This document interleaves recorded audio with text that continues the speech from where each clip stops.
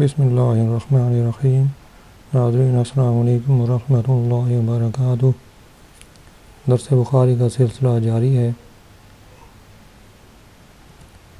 حدیث نمبر 39 کی تشریح مکمل ہو گئی تھی۔ اس کے بعد باب ہے انسان کا حسن اسلام۔ حضرت عطا بن یسار نے بیان کیا کہ حضرت ابو سعید خدری نے انہیں خبر دی کہ انہوں نے جناب رسول اللہ صلی اللہ علیہ وسلم کو یہ فرماتے ہوئے سنا کہ جب انسان مسلمان ہو جائے اور اس کا اسلام اچھا ہو تو اللہ تعالیٰ اس کی ہر بدی جو اس نے کسب کی ہو معاف کر دیتا ہے، اور اس کے بعد حساب شروع ہوگا۔ ایک نیکی کا بدلہ 10 نیکیاں 700 گناہ تک ہوگا، اور برائی کا بدلہ اس کی مثل دیا جاتا ہے، مگر یہ کہ اللہ تعالیٰ اس سے درگزر کر دے۔ باب کی تشریح۔ پہلے باب میں تھا کہ نماز ایمان ہے، اس باب میں انسان کا حسن اسلام مذکور ہے۔ دونوں میں مناسبت اس طرح ہے کہ نماز کے بغیر حسن اسلام نہیں ہو سکتا۔ علامہ کرمانی رحمۃ اللہ علیہ نے کہا کہ مصنف نے امام مالک رضی اللہ عنہ کا زمانہ نہیں پایا، لہذا یہ تعلیق جازم الفاظ میں ہے۔ یہ صحیح ہے، اس میں کوئی قدح نہیں۔ حدیث کا معنی یہ ہے کہ جب انسان اسلام قبول کرے اور اس میں شکوک و شبہات سے بری ہو تو جو گناہ اس نے پہلے کیے ہیں وہ سب معاف کر دیے جاتے ہیں۔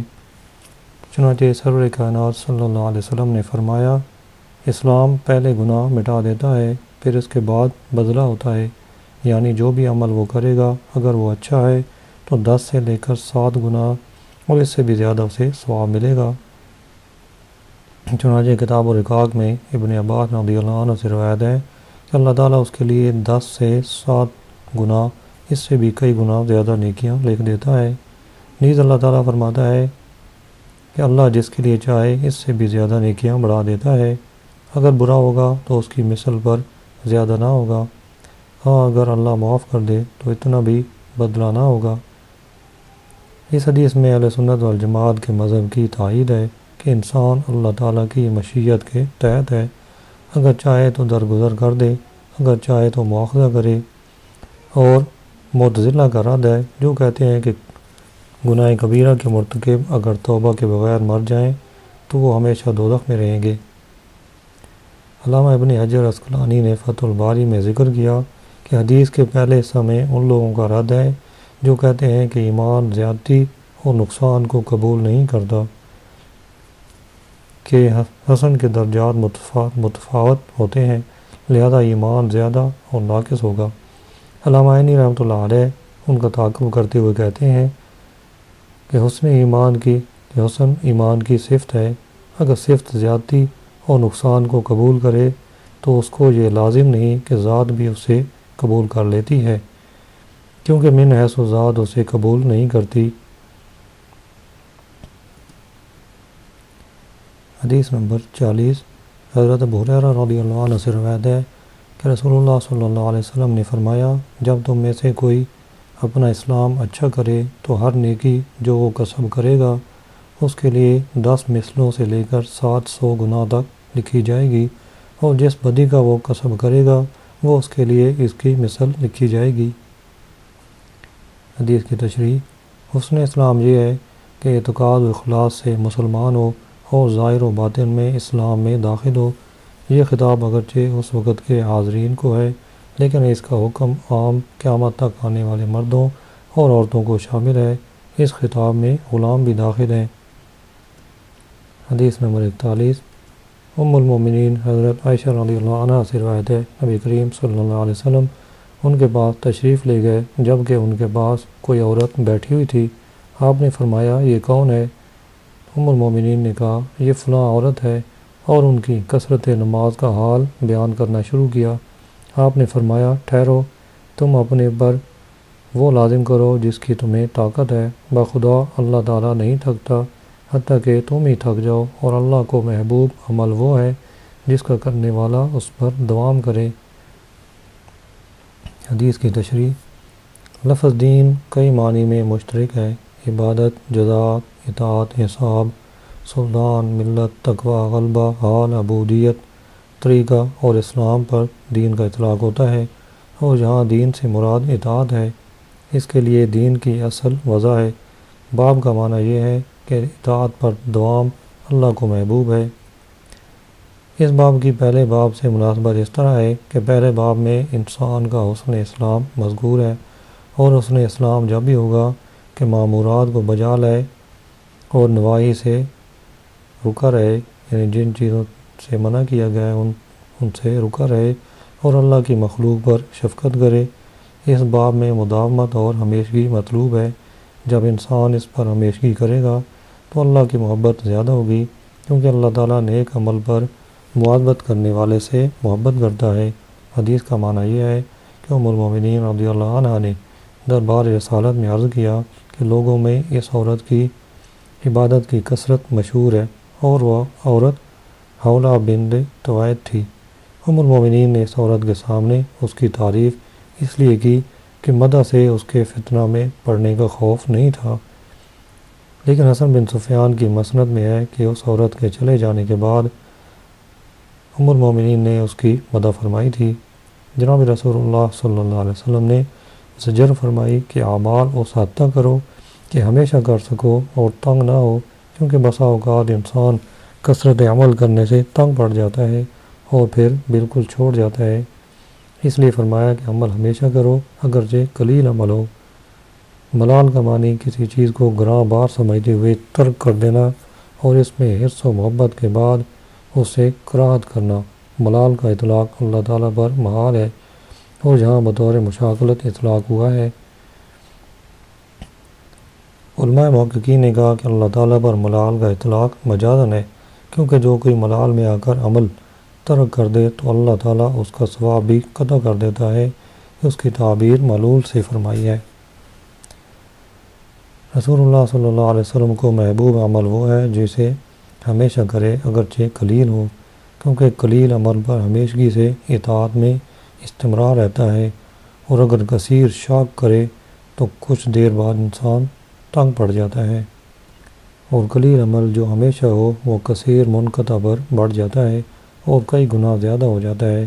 رسول اللہ صلی اللہ علیہ وسلم کی امت مرحومہ پر بہت شفقت اور مہربانی ہے کہ انہیں ایسے عمل کی ترغیب دی جس سے وہ آسانی میں رہیں اور اس کا ثواب بھی زیادہ ہو، اور امت کثرت عمل کی مشقت سے تنگ نہ پڑے۔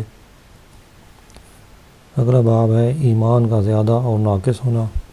اللہ تعالیٰ کا ارشاد، ہم نے ان کو ہدایت زیادہ کی، مومنوں کا ایمان زیادہ ہوتا ہے، اور فرمایا آج کے دن ہم نے تمہارے لیے تمہارا دین کامل کر دیا۔ جب کمال سے کچھ ترک کیا تو ناقص رہ جاتا ہے۔ حدیث نمبر 42، حضرت انس رضی اللہ عنہ نے نبی کریم صلی اللہ علیہ وسلم سے روایت کی، آپ نے فرمایا دوزخ سے وہ لوگ نکلیں گے جنہوں نے لا الہ الا اللہ کہا اور ان کے دل میں جو کے برابر خیر ہو، اور وہ لوگ نکلیں گے دوزخ سے نکلیں گے جنہوں نے لا الہ الا اللہ کہا اور ان کے دل میں گندم کے برابر خیر ہے، اور دوزخ سے وہ لوگ نکلیں گے جنہوں نے لا الہ الا اللہ کہا اور ان کے دل میں ذرہ بھر خیر ہے۔ بخاری نے کہا، حبان نے کہا، ہمیں قتادہ نے خبر دی۔ حدیث کی تشریح، پہلی دو آیات کا ذکر گزر چکا ہے۔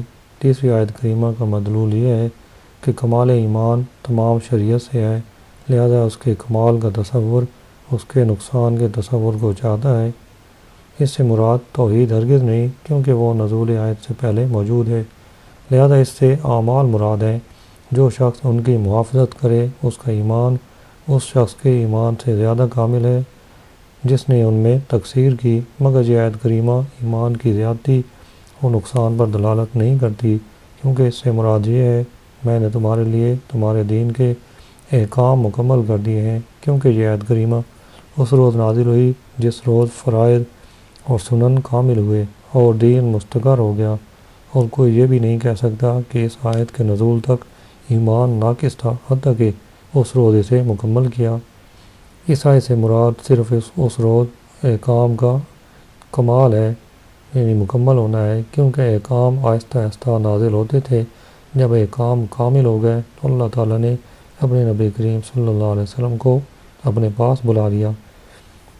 حدیث شریف میں ایمان کو جسم کے ساتھ تشبیہ دے کر اس کی طرف جسم کے لوازم کی نسبت کی ہے اور وہ وزن وغیرہ ہیں۔ دوزخ سے خروج کے لیے اگرچہ تصدیق قلبی کافی ہے، کیونکہ مومن ہمیشہ دوزخ میں نہ رہے گا، اور لا الہ الا اللہ صرف اجرائے احکام کے لیے ہے۔ مگر بخاری کا مسلک یہ ہے کہ محض تصدیق قلبی کافی نہیں، بلکہ اس کے ساتھ قول اور عمل بھی ضروری ہے۔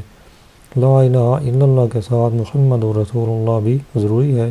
یہ صرف اختصار کے لیے ذکر کیا، جیسے کہا جاتا ہے کہ میں نے قل هو اللہ احد پڑھی، یعنی ساری صورت پڑھی۔ امام راضی رحمۃ اللہ علیہ نے کہا اگر ایمان سے مراد صرف تصدیق قلبی ہے تو وہ زیادتی نقصان کے قابل نہیں، اگر اس سے اعمال مراد ہیں تو ایمان زیادتی اور نقصان کا قابل ہے۔ تصدیق قلبی اصل ہے اور لا الہ الا اللہ دنیا میں اجرائے احکام کے لیے ہے۔ لوگ تفصیلی تصدیق میں متفاوت ہیں، مطلق تصدیق میں متفاوت نہیں۔ حدیث نمبر 43 حضرت عمر فاروق رضی اللہ عنہ سے روایت ہے کہ ایک یہودی نے ان سے کہا اے امیر المومنین، تمہاری کتاب میں ایک آیت ہے جسے تم پڑھتے ہو، اگر ہم یہودیوں پر وہ آیت نازل ہوتی تو ہم اس دن کو عید مناتے۔ آپ نے کہا وہ کون سی آیت ہے؟ یہودی نے کہا الیوم اکملت لکم دینکم واتممت علیکم نعمتی ورضیت لکم الاسلام دینا۔ حضرت عمر فاروق رضی اللہ عنہ نے فرمایا ہم اس دن کو اور اس مقام کو پہچانتے ہیں جس میں یہ آیت نبی کریم صلی اللہ علیہ وسلم پر نازل ہوئی تھی۔ آپ اس روز عرفہ میں تشریف فرما تھے اور جمعہ کا دن تھا۔ حدیث کی تشریح، یہود حضرت موسیٰ علیہ السلام کی قوم کا علم ہے اور ان کو یہود اس لیے کہتے ہیں کہ یہ ہادوا سے مشتق ہے، اور ہادوا کا معنی مالوا ہے، یعنی ان لوگوں نے بچڑے کی عبادت یا حضرت موسیٰ علیہ السلام کے دین سے اعراض کیا تھا، یا خیر سے شر کی طرف یا شر سے خیر کی طرف لوٹ گئے تھے، کیونکہ وہ اپنے مذاہب سے بکثرت انتقال کرتے رہتے تھے یا تورات پڑھتے وقت وہ حرکت کرتے تھے۔ بعض علماء نے کہا وہ حضرت یہود ابن یعقوب علیہ السلام کی طرف منسوب ہیں، یعنی اگر یہ آیت کریمہ ہم پر نازل ہوتی تو ہم اس کے نزول کے دن کی تعظیم کرتے اور اس دن ہر سال عید مناتے، کیونکہ اس دن میں کمال دین جیسی بڑی نعمت کا نزول ہے جو قابل صد تعظیم ہے۔ عید کا معنی لوٹنے والی خوشی اور سرور ہے، اس لیے عید کا دن کہا جاتا ہے۔ گویا کہ معنی یہ ہوا کہ ہم اس دن خوشی مناتے اور ہمیں سرور حاصل ہوتا، کیونکہ نعمت اسلام بہت بڑی نعمت ہے۔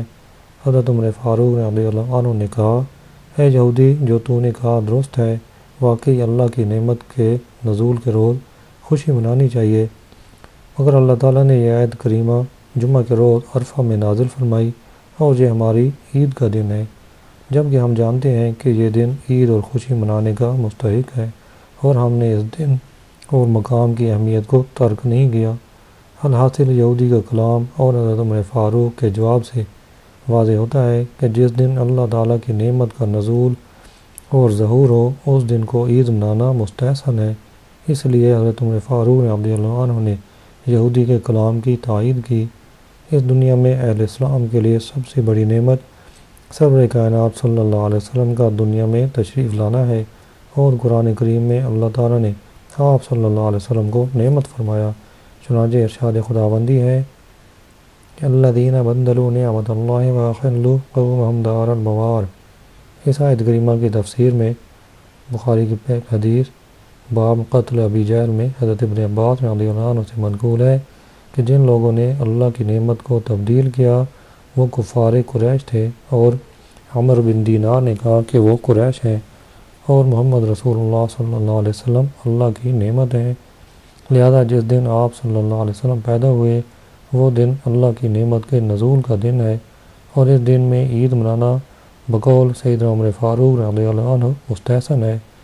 اہل اسلام اس کو عید میلاد النبی سے تعبیر کرتے ہیں، جو مستحسن طریقہ ہے۔ پھر اس روز آپ صلی اللہ علیہ وسلم کی ولادت طیبہ اور دنیا میں آپ کی آمد کی خوشی میں جلسے جلوس بھی مستحسن ہے۔ اس لیے سید عالم صلی اللہ علیہ وسلم جب مکہ مکرمہ سے ہجرت کر کے مدینہ منورہ تشریف لائے تو ابھی مدینہ سے باہر ہی تھے کہ آپ صلی اللہ علیہ وسلم کی آمد کی خوشی میں عورتیں مکانوں کی چھتوں پر چڑھ گئیں اور لڑکے اور خدام گلی کوچوں اور راستوں میں پھر رہے تھے اور پکار پکار کر یا محمد یا رسول اللہ یا محمد یا رسول اللہ کہہ رہے تھے۔ اس روایت کو امام مسلم نے باب الہجرت میں ذکر کیا ہے۔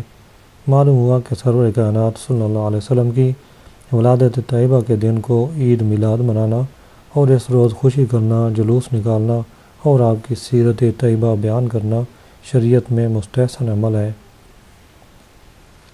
علامہ سندھی رحمۃ اللہ علیہ نے نسائی کی ایک حدیث میں ذکر کیا کہ مراد یہ ہے کہ یہ آیت کریمہ جمعہ کے روز نازل ہوئی اور اللہ تعالیٰ نے ہمارے لیے اس روز 2 عیدیں جمع کر دیں، ایک جمعہ کی عید اور دوسری عرفہ کی عید۔ یہ امر مسلم ہے کہ عید میلاد میں سید عالم صلی اللہ علیہ وسلم کی محبت اور تعظیم کا اظہار ہے، اس لیے یہ امر مستحسن ہے۔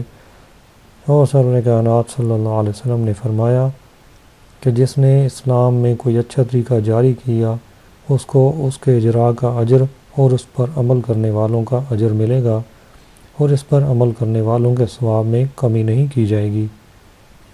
اس حدیث سے واضح ہوتا ہے کہ ہر بدعت ضلالت نہیں بلکہ محدثات باطلہ اور بدعات مذمومہ ضلالت ہے۔ اور اس حدیث نے ارشاد نبوی کل بدعت ضلالہ کو بدعات مذمومہ کے ساتھ مخصوص کر دیا۔ امام حافظ ابو محمد المعروف ابو شامہ نے اپنی کتاب الباعث علی انکار البدع والحوادث میں بدعت کی حسنہ اور سیئہ کی طرف تقسیم کے بعد ذکر کیا کہ ہمارے اس زمانہ میں بہترین بدعت یعنی نئی ایجاد ہر سال سرور کائنات صلی اللہ علیہ وسلم کی عید میلاد ہے کہ اس روز لوگ خوشی اور سرور کا اظہار کرتے ہیں اور فقراء اور مساکین میں صدقات و خیرات تقسیم کرتے ہیں، جس سے آپ صلی اللہ علیہ وسلم کی محبت اور تعظیم کا اظہار ہوتا ہے اور لوگوں کے دلوں میں آپ کی عظمت اور جلالت مستقر ہوتی ہے۔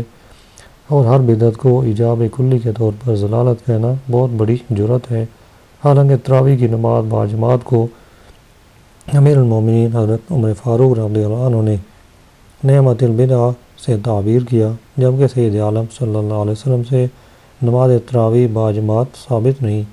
اور امیر المومنین حضرت عثمان غنی رضی اللہ عنہ نے جمعہ کی پہلی اذان کا اجراء کیا، حالانکہ سید عالم صلی اللہ علیہ وسلم کے عہد مبارک میں جمعہ مبارکہ کی صرف ایک اذان تھی۔ اس کے علاوہ کسی مرفوع یا موقوف حدیث سے محفل میلاد کے انعقاد کی ممانعت ثابت نہیں۔ امام ترمذی نے الانتہاء عما نہی عنہ رسول اللہ صلی اللہ علیہ وسلم کے باب میں ذکر کیا کہ آپ صلی اللہ علیہ وسلم نے فرمایا، جب تک میں تم سے کوئی کچھ بیان نہ کروں تم مجھ سے کچھ نہ پوچھو، اور جس کی تمہیں خبر دوں اس پر عمل میں پابندی کرو۔ اور ایک باب میں ذکر کیا، حلال وہ ہے جس کو اللہ تعالیٰ نے اپنی کتاب میں حلال کیا، اور حرام وہ ہے جس کو اپنی کتاب میں حرام فرمایا، اور جس سے سکوت فرمایا وہ نہ تو واجب ہے اور نہ ہی حرام، اور اس کا کرنا مباح ہے۔ اور قرآن و سنت میں کہیں بھی میلاد النبی صلی اللہ علیہ وسلم کی محافل کے انعقاد پر ممانعت مذکور نہیں، بلکہ باقتضاء نص آپ صلی اللہ علیہ وسلم اللہ تعالیٰ کی نعمت ہیں، اور اللہ تعالیٰ فرماتا ہے وَأَمَّا بِنِعْمَتِ رَبِّكَ فَحَدِّثْ، یعنی اپنے رب کی نعمت کا تذکرہ کرو۔ لہذا سرور کائنات صلی اللہ علیہ وسلم کے میلاد کی محافل قائم کر کے آپ کا تذکرہ کرنا مستحب امر ہے اور باعث برکت ہے۔